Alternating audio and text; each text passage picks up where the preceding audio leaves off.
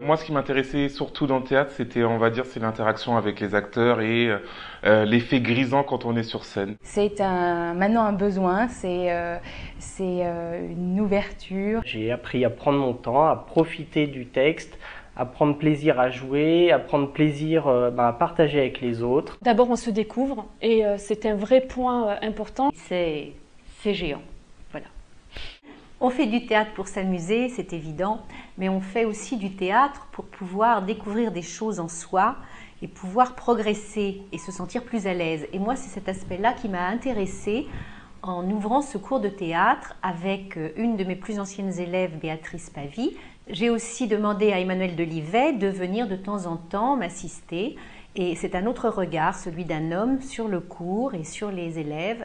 Une autre chose qui est très très plaisante, c'est le travail qu'on doit donner et qu'on donne, le travail en amont pour apprendre son texte. C'est quelque chose qui demande un degré d'exigence très élevé en fait, voilà, parce que quand on apprend un texte, quand on a l'ambition du moins de passer sur scène, il faut connaître son texte par cœur et ça demande de l'apprentissage.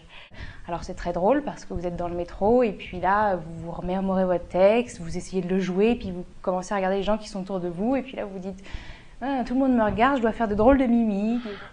Forcément, il y a des exercices à faire, improvisation, lecture, se trouver, créer un personnage. Les gens qui s'inscrivent dans un cours de théâtre avouent au bout d'un moment que ce sont tous des timides. Ne sachant pas trop où mettre et n'ayant aucune envie, c'est de débiter mon texte. Prendre la parole, voilà, c'est un exercice qui n'est pas facile, mais on le fait, on prend sa respiration, on se détend et on parle. J'apprécie la façon de travailler des professeurs.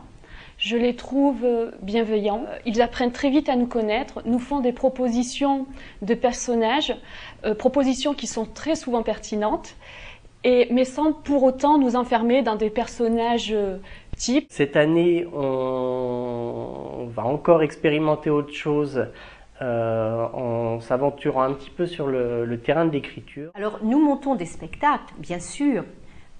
J'ai trouvé ma vocation de metteur en scène par ce biais-là, mais nous faisons aussi beaucoup de travail d'improvisation, également des exercices, parce qu'il faut quand même travailler cette technique. Alors, exercice d'articulation, pose de voix, chant un tout petit peu, quand j'arrive à les débloquer pour chanter. J'ai de très bons souvenirs, notamment d'avoir joué le béret de la tortue de Del et Cibleras avec 5 autres de mes camarades et d'avoir pris beaucoup de plaisir à monter cette aventure sur toute une année. Mon pire souvenir, le trou. Mais alors le trou abyssal. J'ai cru que ça avait duré une éternité. En fait, non, finalement, ça a duré quelques secondes. Mais là, on se dit qu'on est bizarrement fait puisque j'ai dû improviser parce que je ne retrouvais plus mon texte. Et il y avait une partie de mon cerveau qui improvisait, puis l'autre partie qui était en train de travailler à toute allure pour rechercher le texte que j'avais oublié. J'ai trouvé vraiment, grâce au théâtre, une porte ouverte pour exprimer mes émotions, exploser, un exutoire, délivrer des émotions, mais qui sont quand même cadrées dans un texte, dans un personnage, dans des gestes différents. Autre intérêt du théâtre, c'est de jouer avec d'autres personnes. Voilà, c'est les relations qu'on peut avoir avec les autres, qui sont basées bien entendu sur la confiance. Je me souviendrai toujours d'une expérience assez incroyable qui nous a fait nous connaître et dépasser nos limites. On a dû se sentir. Et là, ça vous fait passer une barrière où vous pouvez vous dire, voilà, on peut jouer, on peut échanger autre chose. Et je découvre, par exemple, en jouant au Baldia, que j'étais capable de faire rire, de me moquer de moi-même, de mon corps, de ma voix, puisque j'ai chanté sur scène. Notre programmation a été très éclectique, puisque tout au long de ces années, avec les acteurs, nous avons été ouverts à toute proposition de jeu, de travail. On est passé aussi bien de Racine à Lorca, à Molière, mais aussi à des auteurs tout à fait contemporains comme Guy Foissy et Jean-Michel Ribes.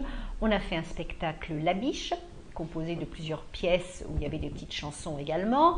On a fait un spectacle de Ribes, un spectacle Tchekhov, et on a monté La Salle à manger, qui est une pièce d'un auteur contemporain, si l'on peut dire, américain, dans lequel il y avait 60 personnages joués par 20 comédiens. Le summum, effectivement, c'est d'arriver à délivrer son texte à des gens, à un public, avec effectivement l'émotion et puis l'adrénaline qu'on peut avoir quand on monte sur scène. Je deviens de plus en plus théâtrale lorsque je fais mes cours et mes élèves apprécient beaucoup, puisque du coup, ils ont l'impression d'assister à une pièce de théâtre, un spectacle en permanence. Acteur en herbe, j'espère acteur à la fin de l'année, j'espère sociétaire d'ici incessamment sous peu.